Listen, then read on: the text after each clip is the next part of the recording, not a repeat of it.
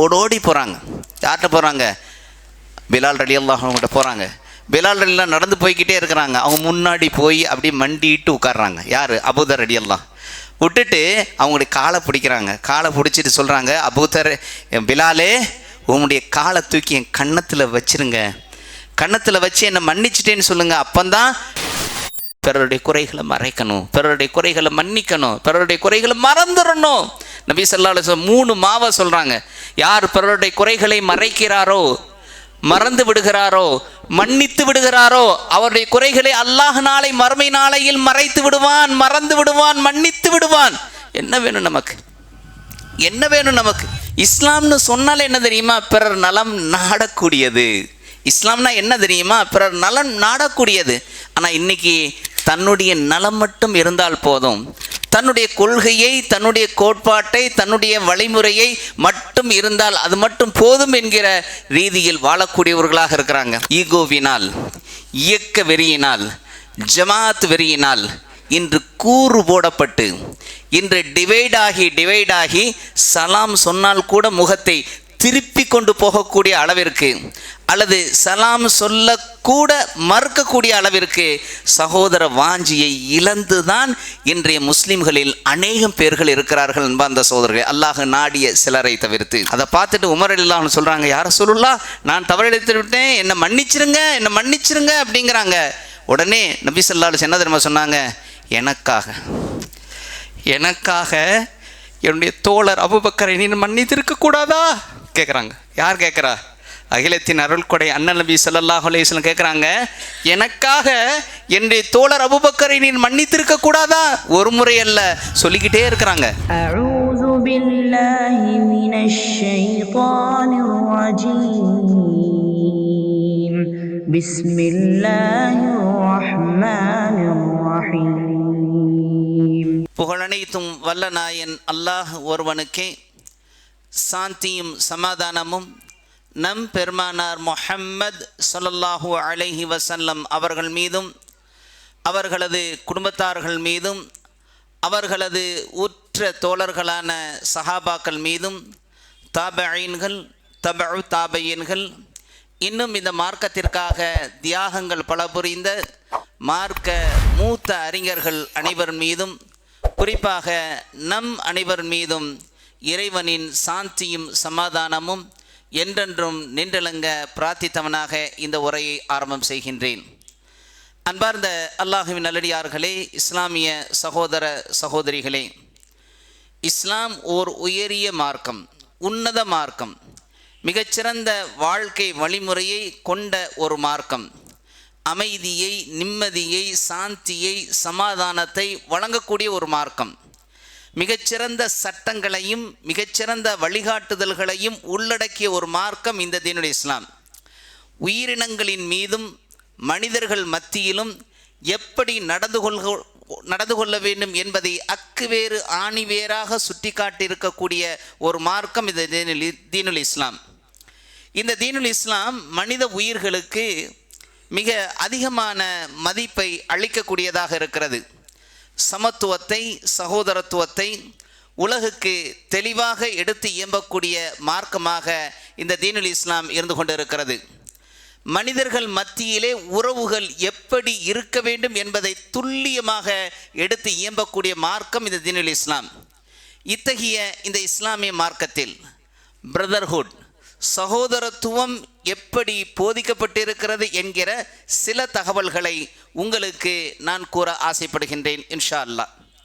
இஸ்லாம் அதனை ஏற்றுக்கொண்ட அத்தனை மக்களையும், ஆண்களாக இருந்தாலும் சரியே, பெண்களாக இருந்தாலும் சரியே, அவர்களை எல்லாம் ஒரு சமுதாயத்தின் அங்கத்தினர்களாக, ஒரு குடும்பத்தின் உறுப்பினர்களாக வேற்றுமையின்றி ஒன்றுபட்டு வாழ வேண்டும் என்பதை வலியுறுத்துகிறது இந்த தீனுல் இஸ்லாம். அதனால்தான் முஸ்லிம்கள் அனைவருமே இரத்த பந்த உறவு இருக்கிறதோ இல்லையோ, பிளட் ரிலேஷன் இருக்கிறதோ இல்லையோ, அனைவரும் கொள்கை சகோதரர்கள். லா இலாஹ இல்லல்லாஹ் முஹம்மதுர் ரசூலுல்லாஹ் என்கிற இந்த கலிமாவை ஏற்றுக்கொண்ட அந்த கொள்கைக்கு சொந்தக்காரர்கள் என்கிற அடிப்படையில் கொள்கை சகோதரர்கள் என்று அழைக்கப்படுவார்கள். தங்களுக்குள் இருக்கக்கூடிய கருத்து வேறுபாடுகளை எல்லாம் களைந்து ஒரே கூட்டமைப்பில் வாழ வேண்டியவர்களாக அனைத்து முஸ்லிம்களும் இருந்து கொண்டிருக்கிறார்கள். நபி ஸல்லல்லாஹு அலைஹி வஸல்லம் அவர்கள் கூறுவார்கள், யதுல்லாஹி மஅல் ஜமாஅ, கூட்டமைப்பிலே அல்லாஹ்வுடைய கரம் இருக்கிறது, அல்லாஹ்வுடைய உதவி இருக்கிறது. யார் கூட்டமைப்பாக ஒன்றிணைந்து எல்லா மக்களும் ஒரே குடும்பமாக வாழக்கூடியவர்களாக இருப்பார்களோ அவர்களுக்கு அல்லாஹ்வுடைய உதவி இருக்கிறது. ஒரு முஸ்லீம் மற்றொரு முஸ்லீமை குறித்து எப்படி எண்ண வேண்டும் என்று அல்லாஹ் கூறுகின்றான். எப்படி தெரியுமா? இன்னமல் முஃமினூன இஹ்வா ஃபஅஸ்லிஹு பைன அஹவைக்கும் வத்தகுல்லாஹ லஅல்லகும் துர்ஹமூன். அல்லாஹ் கூறக்கூடிய வார்த்தை என்ன அர்த்தம் தெரியுமா?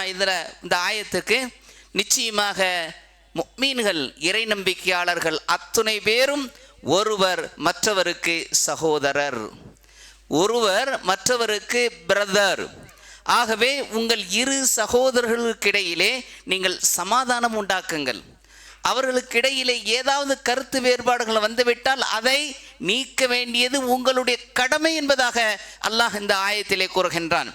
இன்னும் உங்கள் மீது கிருபை செய்யக்கூடிய பொருட்டு நீங்கள் அல்லாஹுவை அஞ்சுங்கள் என்பதாக அல்லாஹு தஆலா இந்த ஆயத்திலே குறிப்பிடுகின்றான். அல்லாஹ் இன்னொரு இடத்திலே இப்படி கூறுகின்றான், வல்லதீன ஜாஉ மின் பஅதிஹிம் யகூலூன ரப்பனா குஃபிர் லனா வலிஇக்வானினா அல்லதீன சபகூனா பில் ஈமான் வலா தஜஅல் ஃபீ குலூபினா கில்லல் லில்லதீன ஆமனு ரப்பனா இன்னக ரഊஃபுர் ரஹீம். என்ன அர்த்தம் தெரியுமா? இந்த முன்னோடிகளுக்கு பின் வந்தவர் கூறுவர். முன்னோடிகள்னா யாரு? சஹாபாக்கள், தாபையின்கள், தபஉ தாபையின்கள். இங்கே அல்லாஹு தஆலா குறிப்பிடக்கூடிய அந்த ஆட்கள் யாருன்னு சொன்னால் சஹாபாக்கள். இந்த முன்னோடிகளுக்கு பின் வந்தவர் கூறுவர். நம்மளை போல இருக்கக்கூடிய இந்த மக்கள் சொல்லுவாங்களாம், ரப்பனா, எங்களது இரட்சகனே, எங்களையும் நம்பிக்கை கொள்வதில் எம்மை முந்திக் கொண்ட எம்முடைய சகோதரர்களையும், யாரையும்? சஹாபாக்களையும் நீ மன்னிப்பாயாக, அவர்களை மன்னித்து விடு. என்ன கேட்குறோம்? நமக்கு மட்டும் கேட்கல, யாரு கேட்குறோம்? சஹாபாக்களுக்கு கேட்குறோம். கேளுங்கிற அல்லாஹ். அது மாத்திரமல்ல, மேலும் எங்களுடைய உள்ளங்களையெல்லாம் அந்த நம்பிக்கையாளர்களை வெறுக்கக்கூடியவர்களாக ஆக்கிவிடாதே. இதில் முஃபஸ்ஸிரீன்கள் சொல்லக்கூடிய அந்த விஷயம் என்ன தெரியுமா? அந்த சஹாபாக்கள் மாத்திரமல்ல, இந்த மார்க்கத்திலே நிலைத்திருந்த எல்லா முஸ்லிம்களையும் குறிக்கும், எல்லா முஃமின்களையும் குறிக்கும். யாரையுமே வெறுக்கக்கூடாது. இவர் எனக்கு பிடிக்கும், அவர் எனக்கு பிடிக்காது, இவர் அந்த கொள்கை இந்த கொள்கை அப்படிலாம் கிடையாது. யார் இந்த மார்க்கத்திலே நிலைத்திருந்த மக்களாக இருந்தார்களோ அவர்களை எல்லாம் வெறுக்காத வகையில் இருக்கணும். மேலும் அல்லாஹு தஆலா இப்படி கேட்க சொல்றான், எங்களது இரட்சகனே, நீ நிச்சயமாக மிக்க இரக்கமுடையவனாகவும் நிகரில்லாத கிருபை உடையவனாகவும் இருக்கிறாய் என்பதாக அல்லாஹ் இந்த ஆயத்தை முடிக்கிறான். ஆக அன்பார்ந்த சகோதரர்களே, இந்த இறைவசனங்களையும் இன்றைய முஸ்லீம்களையும் சற்று அப்படியே சிந்திச்சு பாருங்க, அப்படியே கம்பேர் பண்ணி பாருங்க. இந்த இறைவசனங்களுக்கும் எங்களுக்கும் எந்த சம்பந்தமும் இல்லை என்பது போல் ஒருவரோடு இன்னொருவர் காழ்ப்புணர்ச்சியோடு, வெறுப்போடு, கோபத்தோடு, குரோதத்தோடு வெறுப்பை அறுவடை செய்யக்கூடிய மக்களாக இன்றைய மக்கள், இன்றைய முஸ்லீம்கள் வாழ்ந்துகிட்டு இருக்கிறாங்க. இதான் அன்பார்ந்த சகோதரர்களே நிதர்சனமான உண்மை. ஒரே இறை அல்லாஹ் மட்டும்தான், ஒரே மறை குர்ஆன் மட்டும்தான், ஒரே கொள்கை இந்த தீனுல் இஸ்லாம் தான், ஒரே வழிகாட்டி நபி ஸல்லல்லாஹு அலைஹி வஸல்லம் தான், ஒரே வழிமுறை சுன்னத்துன் நபி முஹம்மது ஸல்லல்லாஹு அலைஹி வஸல்லம் என்கிற இந்த அடிப்படையில் வாழக்கூடிய இந்த முஸ்லிம்கள் தனது சகோதரனுடன், தன்னுடைய கொள்கை சகோதரனுடன், சகோதர வாஞ்சையுடன், நட்புடன் வாழக்கூடியவர்களாக இருக்கிறார்களா என்று சொன்னால் ரொம்ப கம்மி. ஒருத்தருக்கு ஒருத்தர் எதுக்கெடுத்தாலும் அவர்களை காழ்ப்புணர்ச்சியோடு, வெறுப்போடு பார்க்கக்கூடிய, கோபத்தோடு பார்க்கக்கூடிய, அவர்களோடு முகத்தை நல்ல முறையில் காட்டி வாழக்கூடியவர்களாக இன்று நம் மக்கள் இல்லை அன்பார்ந்த சகோதரர்களே. ஆனால் என்ன சொல்கிறாங்க நபி ஸல்லல்லாஹு அலைஹி வஸல்லம்? ஒரு முஸ்லீம் யார் தெரியுமா? பிறருக்கு நலம் நாடக்கூடியவன். அவன் எப்பயுமே பிறருக்கு நலம் நாடக்கூடியவனாக இருப்பான். ஒரு முஸ்லீம் இன்னொரு முஸ்லீமுக்கு நலம் நாடக்கூடியவனாக இருப்பான். எல்லாம் கொஞ்சம் முன்னாடி வாங்க. இஸ்லாம்னு சொன்னாலே என்ன தெரியுமா? பிறர் நலம் நாடக்கூடியது. இஸ்லாம்னா என்ன தெரியுமா? பிறர் நலம் நாடக்கூடியது. ஆனால் இன்னைக்கு தன்னுடைய நலம் மட்டும் இருந்தால் போதும், தன்னுடைய கொள்கையை, தன்னுடைய கோட்பாட்டை, தன்னுடைய வழிமுறையை மட்டும் இருந்தால் அது மட்டும் போதும் என்கிற ரீதியில் வாழக்கூடியவர்களாக இருக்கிறாங்க. ஈகோவினால், இயக்க வெறியினால், ஜமாத் வெறியினால் இன்று கூறு போடப்பட்டு, இன்று டிவைடாகி சலாம் சொன்னால் கூட முகத்தை திருப்பி கொண்டு போகக்கூடிய அளவிற்கு, அல்லது சலாம் சொல்லக்கூட மறுக்கக்கூடிய அளவிற்கு சகோதர வாஞ்சியை இழந்துதான் இன்றைய முஸ்லிம்களில் அநேகம் பேர்கள் இருக்கிறார்கள் என்பார்ந்த சகோதரர்கள். அல்லாஹ் நாடிய சிலரை தவிர்த்து. ஈமான் என்கிற இந்த இறை நம்பிக்கை இருக்கிறது அல்லவா, இந்த ஈமான் இதை இறுக்கி கட்டக்கூடிய கயிறு, ரோப் எது தெரியுமா? நபி ஸல்லல்லாஹு அலைஹி வஸல்லம் அவங்க சொல்லியிருக்கிறாங்க, அல்லாஹுக்காக நேசம் கொள்வதும், அல்லாஹுக்காக மட்டும்தான் நேசம் கொள்வது, அல்லாஹுக்காக மட்டும்தான் கோபம் கொள்வது என்கிற ரீதியில் வாழக்கூடியவர்கள்தான், அந்த வாழக்கூடியவர்களுடைய இறை நம்பிக்கை தான் எப்படி இருக்க, இறுக்கி கட்டப்பட்ட நிலையில் இருக்கிறது என்பதாக நபி ஸல்லல்லாஹு அலைஹி வஸல்லம் அவங்க சொல்லியிருக்கிறாங்க. ஆக அன்பார்ந்த சகோதரர்களே, இந்த அடிப்படையில் வாழ்கிறோமா என்றால் இல்லை. அன்பார்ந்த சகோதரர்களே, சிலருடைய கோபத்தை பார்க்குறோம். இரத்தபந்த உறவை பற்றி நாங்கள் சொல்ல வரல, அது தனி. சிலத்து ரஹம் என்று சொல்லக்கூடிய இரத்தபந்த உறவை பற்றி நான் நீங்கள் பேச வரல. இரத்தபந்த உறவு தனி டாபிக். இன்னைக்கு நான் பேசக்கூடிய இந்த விஷயம் எல்லாம் பிரதர்ஹுட், சகோதரத்துவம். இந்த நம்முடைய கொள்கை சகோதரர்களாக நாம் எப்படி வாழ்ந்து கொண்டு இருக்கிறோம்? ஒருத்தருக்கு ஒருத்தர் தொடர்பு இல்லை. ஏதோ இந்த மர்க்கஸில் இருந்தாங்கன்னா சிலருக்கு சில தொடர்புகள், அவ்வளோதான். அல்லது ஒரு இயக்கத்தில் இருந்தால் அதில் சில தொடர்புகள். அவங்களுக்கு ஏதாவது கஷ்ட நஷ்டம் வந்தால் கூட கண்டுக்காமல் போகக்கூடிய சிலரும் இருக்கிறாங்க. அல்லாஹ் சிலரை கண்டுகொண்டு அவர்களுக்கு உதவக்கூடிய நபர்களையும் அல்லாஹ் வைத்திருக்கிறான்.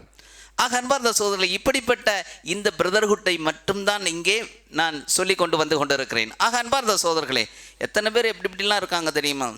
ஒரு சண்டை வந்துட்டு அப்போ ரொம்ப க்ளோஸ் ஃப்ரெண்டாக இருப்பாங்க, ரொம்ப க்ளோஸ் ஃப்ரெண்டு. ஆனால் ஒரு சின்ன விஷயத்துக்காக அவ்வளவுதான் நட்பு போச்சு.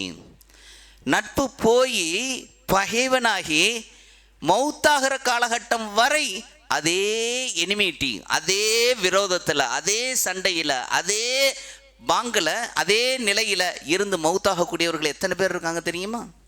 இப்படியா சொல்லியிருக்கு அல்லாஹு தாலா. நபி ஸல்லல்லாஹு அலைஹி சொல்லுவாங்க, 7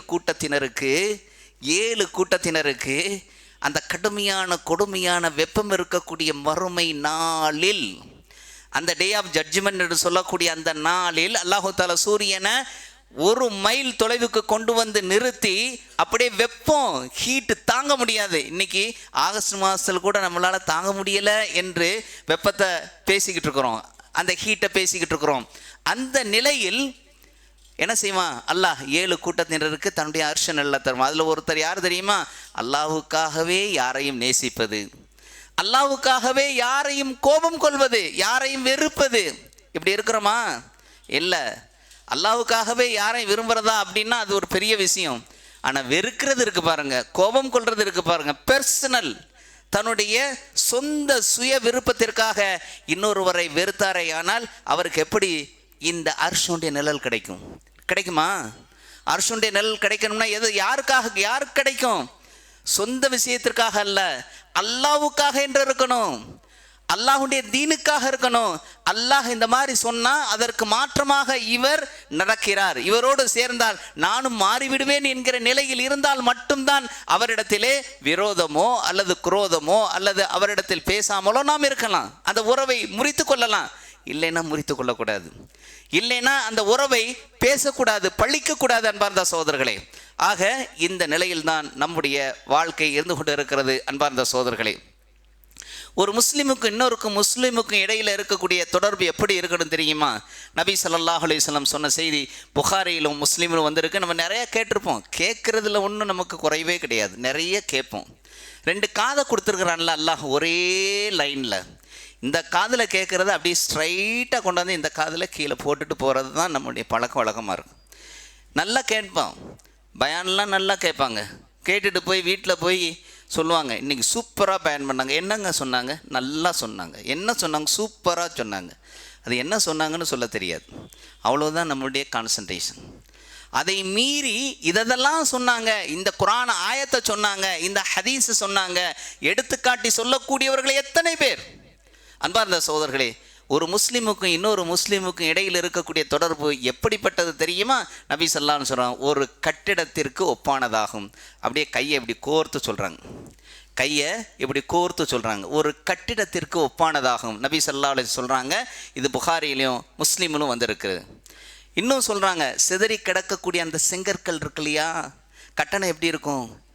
செங்கல் அப்படியே அடுக்குனா கட்டணம் வந்துடுமா? ஒரு செங்கலையும் இன்னொரு செங்கலையும் அப்படியே சொருகி சொருகி சொருகி அந்த கட்டடத்தினுடைய சுவர்கள், அந்த வால் கட்டப்படும். அப்போ எப்படி இருக்கும்னா, செங்கலை சும்மா சாதாரண வச்சோம்னா இப்படி தள்ளினா என்ன செய்யலாம்? ஒரு மண்வெட்டியில் தள்ளி விட்டுறலாம். ஆனால் கெட்டப்பட்ட அந்த செங்கல், அந்த சுவர் நம்ம இடிக்க முடியுமா? அவ்வளோ ஈஸி இல்லை. ஆக அப்படிப்பட்ட பலமானதாக ஒரு செங்கல் மற்றொரு செங்கலுக்கு அப்படி பலத்தை கொடுக்கக்கூடிய வகையில் மாறுகிறதோ அப்படிப்பட்டது முஸ்லிம்களுடைய உறவு என்பதாக நபி ஸல்லல்லாஹு அலைஹி வஸல்லம் அவங்க சொல்கிறாங்க. ஆக நம்பிக்கையாளர்கள் கட்டடத்தினுடைய செங்கற்களை போன்றவர்கள். எப்படி ஒன்று மற்றொன்றோடு இணைந்து பலங்கொண்ட கட்டடத்தை உருவாக்குகிறதோ அதை போன்றவர்கள் என்பதாக நபி ஸல்லல்லாஹு அலைஹி வஸல்லம் அவங்க சொல்லியிருக்கிறாங்க. ஆனால் இன்றைக்கி இது மாறி போயிருக்கு. நபி ஸல்லல்லாஹு அலைஹி வஸல்லம் மக்காலேருந்து மதினாவுக்கு போனாங்க இல்லையா, ஹிஜ்ரத் செஞ்சு போனாங்க இல்லையா, என்ன செஞ்சாங்க? வந்தீங்களா? மக்காலேருந்து வந்தீங்களா? நீங்கள்லாம் அந்த ஓரத்தில் இப்படி இருங்க. மதினாவில் அந்த அன்சாரிகள்லாம் இருந்தாங்கல்ல, நீங்கள் ஏதாவது உங்களுக்கு என்ன கிடைக்குதோ அதை கொடுத்துட்டு இவங்க பாட்டுக்கு வாழட்டும் அப்படின்னா விட்டாங்க? மக்காலிருந்து தன்னுடைய சொந்த நாடு, குடும்பம், தன்னுடைய பொருள்கள், தன்னுடைய வியாபாரம் எல்லாத்தையும் துறந்து வந்த அந்த முஹாஜிர்களை நபி ஸல்லல்லாஹு அலைஹி வஸல்லம் என்ன செஞ்சாங்க தெரியுமா? அன்சாரிகளோடு சகோதரர்களாக ஆக்கினாங்க, பிரதர்களாக ஆக்கினாங்க. அதான் முதல் விஷயம். எவ்வளவு பெரிய விஷயம் தெரியுமா? இது சரித்திரத்தில் தி 100 என்று மைக்கேல் ஹார்ட் எழுதுவார். அதாவது இந்த உலகத்திலே மிகச்சிறந்த மனிதர்கள் என்று 100 நபர்களை எழுதினதில் முதல் இடத்தை ஏன் நான் முஹம்மதுவுக்கு கொடுத்தேன் என்கிற அந்த விஷயத்தில் ரொம்ப பெருமையாக அவர் எழுதுவார், ரொம்ப சிலாகித்து எழுதுவார். யாரை? நபி ஸல்லல்லாஹு அலைஹி வஸல்லம். மக்காலிருந்து மதினாவுக்கு வந்தவுடனே அந்த முஹாஜிர்களை நபி ஸல்லல்லாஹு அலைஹி வஸல்லம் என்ன செய்தார்கள் தெரியுமா? சகோதரர்களாக சகோதர வாஞ்சையை அன்சாரிகளுக்கும் முஹாஜிர்களுக்கும் நடுவில் ஏற்படுத்தினாங்க. அப்படிப்பட்ட சகோதர வாஞ்சை ரொம்ப முக்கியம். கொண்ட கொள்கைக்காக மக்காலிருந்து வந்த அவர்களும், கொண்ட கொள்கைக்காக மதினாலிருந்து அந்த அன்சாரிகளும் ஒருவருக்கொருவர் இணைந்தார்கள், பிணைந்தார்கள். எல்லா விஷயத்திலையும் அவர்கள் என்ன செஞ்சாங்க? ஒன்றிணைந்து செயல்பட்டாங்க. அதனால தான் மதினாவில் ஒரு மிகப்பெரிய இஸ்லாமிய சாம்ராஜ்யத்தை நபி ஸல்லல்லாஹு அலைஹி வஸல்லம் அவர்களால் நிறுவ முடிந்தது, அன்பார்ந்த சகோதரர்களே. ஆனால் இன்றைக்கி எப்படி இருக்கிறோம்னு சொன்னால் ரொம்ப கம்மியாக இருக்கிறோம். அன்சாரிகள் வந்தவுடன் என்ன செஞ்சாங்க? யாரை சொல்லலாம்? என் சொத்தில் பாதியை தர்றேன். மனைவி இருந்தாங்கன்னா அதில் ஒரு மனைவி விவாகரத்து செய்து அவர்களுக்கு நான் அந்த மனைவியை தந்து விடுகிறேன். என்னென்னலாம் தியாகம் பண்ண முடியுமோ எல்லாம் பண்ணாங்க. அதனால தான் நபி ஸல்லல்லாஹு அலைஹி வஸல்லம் அவங்க சொன்ன அந்த வார்த்தை என்ன தெரியுமா? அன்சாரிகளை பற்றி நபி ஸல்லல்லாஹு அலைஹி வஸல்லம் மௌத்தாக போகிறாங்க. அந்த நேரத்தில் அன்சாரிகளை குறித்து சிலாகித்து சொன்னாங்க, சிறப்பித்து சொன்னாங்க. என்ன சொன்னாங்க தெரியுமா? அன்சாரிகள் என்னுடைய ஈரலையும், என்னுடைய லிவர், ஈரலையும் இதயத்தையும், என்னுடைய ஹார்ட்டையும் போன்றவர்கள். அவர்கள் தங்களுடைய கடமைகளை எல்லாம் நிறைவேற்றி விட்டார்கள். அன்சாரிகளுக்கு என்னென்னலாம் செய்வேன்னு சொல்லி அக்கபா உடன்படிக்கையின் போது என்னிடத்தில் வாக்கு கொடுத்தார்களோ அவற்றையெல்லாம் அவர்கள் நிறைவேற்றி விட்டார்கள். அவர்களுடைய உரிமையும் சலுகையும் இன்னும் என்னால் கொடுக்கப்படாமல், முழுமையாக வழங்கப்படாமல் மீதம் இருக்கிறது.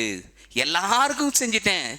எல்லார் செய்த அந்த செயல்களுக்கான அந்த நன்றியை நான் செலுத்திவிட்டேன். ஆனால் அன்சாரிகளுக்கு நான் என்ன செய்யலை, மீதம் இருக்கிறது என்று சொல்லிவிட்டு நபி ஸல்லல்லாஹு அலைஹி வஸல்லம் சொல்கிறாங்க, அவர்களின் நல்லோர்களின் செயல்களை ஏற்றுக்கொள்ளுங்கள், அவர்களில் தவறிழைப்போர்களை நீங்கள் மன்னித்து விடுங்கள் என்பதாக நபி ஸல்லல்லாஹு அலைஹி வஸல்லம் சொன்னாங்க. அந்த அளவுக்கு சிலாகித்து சொன்னாங்க. காரணம் என்ன?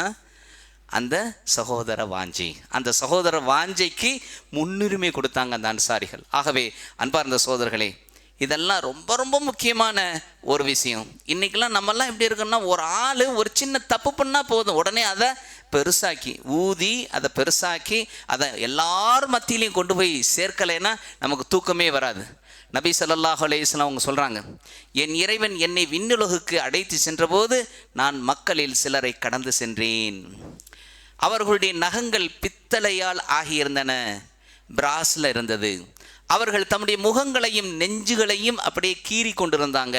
நான் ஜிப்ரீல் அலைஹிஸ்ஸலாம் அவங்கள பார்த்து கேட்டேன், இவர்கள் யார்? இவர்கள் யார் ஜிப்ரீல் அலைஹிஸ்ஸலாம் அவர்களே என்று கேட்டேன். அப்போது ஜிப்ரீல் அலைஹிஸ்ஸலாம் சொன்னார்கள், இந்த மக்கள் யார் தெரியுமா?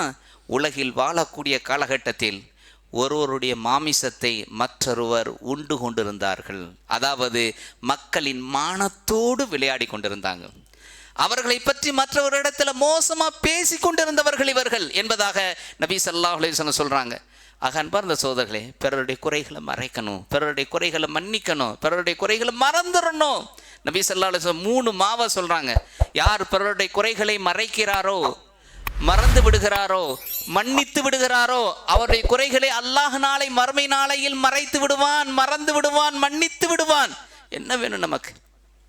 என்ன வேணும் நமக்கு? இந்த சகோதர வாஞ்சையோடு வாழ வேண்டிய கட்டாயத்தில் நாம் இருக்கிறோம். அன்பார்ந்த சகோதரர்களே, அதே மாதிரி ஒரு வரலாற்று நிகழ்வு இது கேள்விப்பட்டிருக்கலாம். அபூதர் ரலியல்லாஹு அன்ஹு அவங்க வர்றாங்க. யார்? பிலால் ரலியல்லாஹு அவங்கள கருப்பியின் மகனே அப்படின்னு சொல்லி திட்டிடுறாங்க. நபி ஸல்லல்லாஹு அலைஹி வஸல்லம் அவங்கள்ட்ட வந்து பிலால் ரலியல்லாஹு சொல்கிறாங்க, யார் ரசூலுல்லாஹ் என்ன இந்த மாதிரி திட்டார் அபூதர். உடனே கூப்பிட்றாங்க. கூப்பிட்டுட்டு சொல்கிறாங்க, அறியாமக்கால அந்த ஐயாமுல் ஜாஹிலியாவுடைய வாடை ஸ்மெல் ஒன்ட்டா வீசுதே அப்படிங்கிறாங்க. உடனே நபி ஸல்லல்லாஹு அலைஹி வஸல்லம் அப்படியா யார சொல்லலாம், நான் தப்பு இழைத்து விட்டேனா? ஆமாம், நீ கர்வத்தோடு இருக்கிறாய், பெருமையோடு நீ இருக்கிறாய், நானா பெருமையோடு இருக்கிறேன். ஆமாம் என்று சொன்ன உடனே நபி ஸல்லல்லாஹு அலைஹி வஸல்லம் சொல்கிறாங்க, அந்த மாதிரி நடந்து கொள்ளாது, இது இழிவானது, நாளை நரகில் புகுத்துவதற்கு இது காரணமாக அமையும் என்பதாக சொன்ன உடனே சொல்கிறாங்க. இன்னும் சொல்கிறாங்க, உங்களுடைய கைக்கு கீழே இருக்கக்கூடிய அந்த மக்களிடத்தில் நல்லபடியாக நடந்துக்கோங்க, அவர்களிடத்தில் அத்துமீறாதீர்கள் என்று சொன்னபோது ஓடோடி போகிறாங்க. யார்கிட்ட போகிறாங்க? பிலால் ரலியல்லாஹு அன்ஹு கிட்ட போகிறாங்க. பிலால் ரலியல்லாஹு நடந்து போய்கிட்டே இருக்கிறாங்க. அவங்க முன்னாடி போய் அப்படியே மண்டிட்டு உட்கார்றாங்க. யார்? அபூதர் ரலியல்லாஹு. விட்டுட்டு அவங்களுடைய காலை பிடிக்கிறாங்க. காலை பிடிச்சிட்டு சொல்கிறாங்க, அபூதர், பிலாலே உங்களுடைய காலை தூக்கி என் கன்னத்தில் வச்சிருங்க, கன்னத்தில் வச்சு என்னை மன்னிச்சிட்டேன்னு சொல்லுங்கள், அப்போந்தான் நான் கருப்பியின் மகனே என்று சொன்னதற்கு நிவாரணம் கிடைக்கும், அல்லாஹ் என்னை மன்னிப்பான்னு சொன்ன உடனே அப்படியே பிலால் எந்திரிச்சு அப்படியே அவரை தூக்கி அல்லாஹுமை மன்னிப்பானாக நான் மன்னிச்சிட்டேன்னு சொல்கிறாங்க.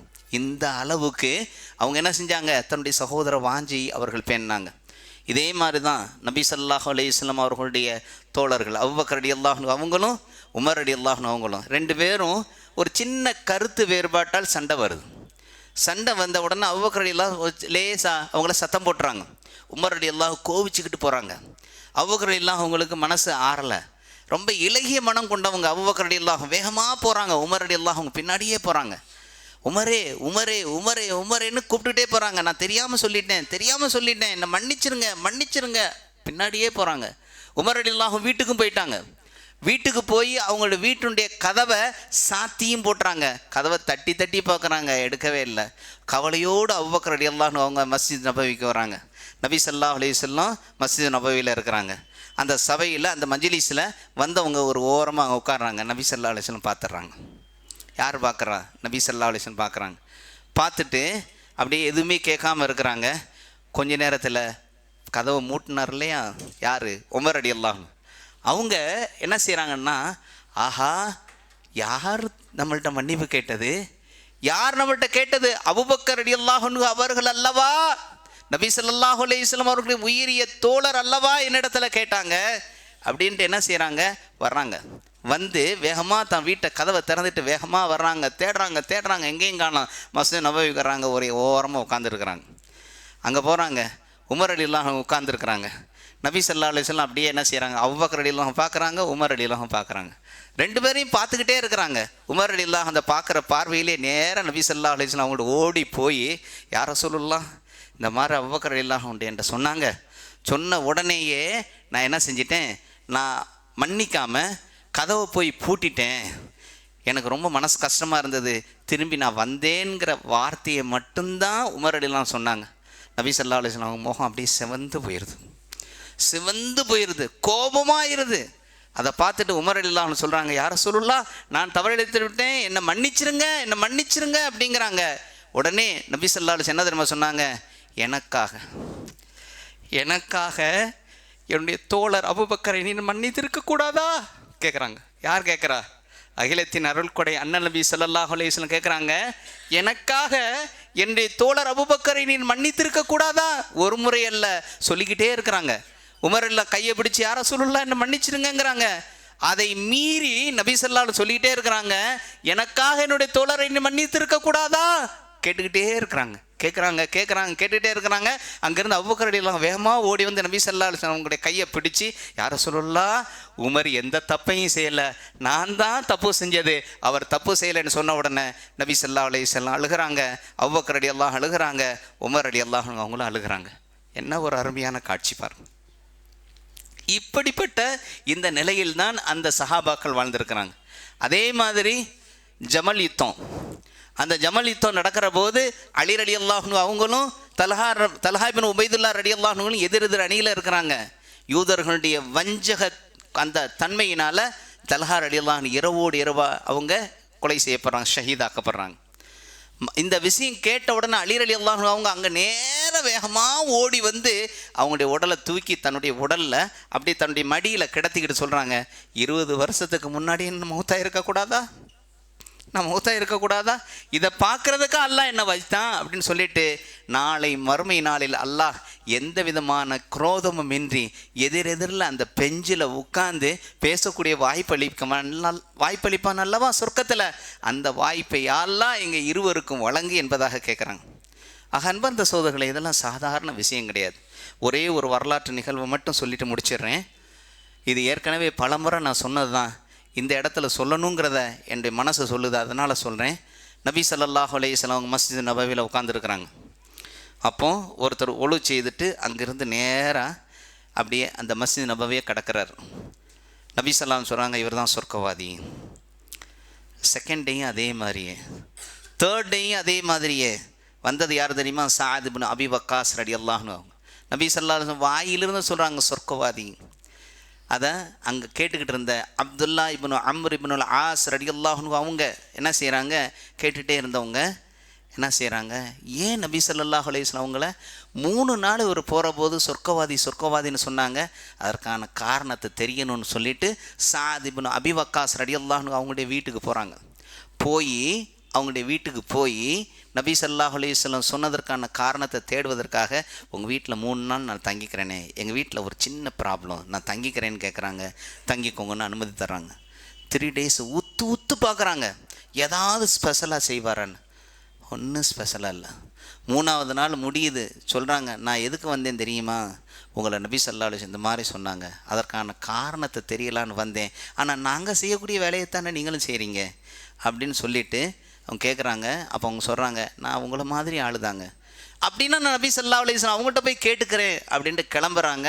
கிளம்புன அப்துல்லா இப்னு அம்ர் இப்னுல் ஆஸ் ரலியல்லாஹு அன்ஹு கரத்தை கையை பிடித்து இழுத்து சஅத் இப்னு அபி வக்காஸ் ரலியல்லாஹு அன்ஹு சொன்ன செய்தி, உங்களுக்கும் எனக்கும் இந்த முஸ்லிமான ஆண்பெண் அத்தனை மக்களுக்குமான படிப்பினை. அன்பார்ந்த சகோதரர்களே, சொல்கிறாங்க, என்னிடத்தில் ஒரு பழக்கம் இருக்குது. என்ன பழக்கம்னு கேட்குறாங்க. ஒன்றும் இல்லை, ஒவ்வொரு நாளும் தூங்க போகக்கூடிய காலகட்டத்தில் தூங்குவேன் இல்லையா, அந்த நேரத்தில் அல்லாஹ்விடத்தில் இப்படி துவா கேட்பேன், யா அல்லாஹ், எந்த முஸ்லிமின் மீதும் கோபமோ வெறுப்போ வஞ்சக எண்ணமோ இல்லாத நிலையில், 3 கேட்குறாங்க, ஆங்கர், ஹேட்ரட், அதுக்கப்புறம் வஞ்சக எண்ணம், வெஞ்சன் இல்லாத நிலையில் என்னை தூங்கச் செய்ய அல்லாஹ், யார் மீது இந்த தன்மைகள் இல்லாத நிலையில் என்னை ஆக்கைய அல்லாஹ் அப்படின்னு சொல்லி துவா கேட்பேன். துவா மட்டும் கேட்க மாட்டேன், அந்த நிலையில், அந்த தூய்மையான நிலையில் தூங்கவும் செய்வேன் என்று சொன்ன உடனே போனாங்க இல்லையா, அப்துல்லா இப்னு அம்ர் இப்னு ஆஸ் கதறி அழுகிறாங்க. கதறி அழுதுட்டு சொல்கிறாங்க, இந்த தன்மை உங்களிடத்தில் இருக்கிறதுனால தான் நபி ஸல்லல்லாஹு அலைஹி வஸல்லம் உங்களை சொர்க்கவாதின்னு சொன்னாங்க. ஆகவே அன்பார்ந்த சகோதரர்களே, இப்படிப்பட்ட நிலையில் அல்லாஹு தாலா நம்முடைய வாழ்க்கையை மிகச்சிறந்த பிரதர்ஹுட் என்கிற சகோதரத்துவ நிலையில் வாழச் செய்யட்டும். அல்லாஹ் அப்படிப்பட்ட பாக்கியத்தை நம் அனைவருக்கும் தந்தருவானாக. வ ஆகிரு தஅவானா அனில் அல்ஹம்துலில்லாஹி ரப்பில் ஆலமீன்.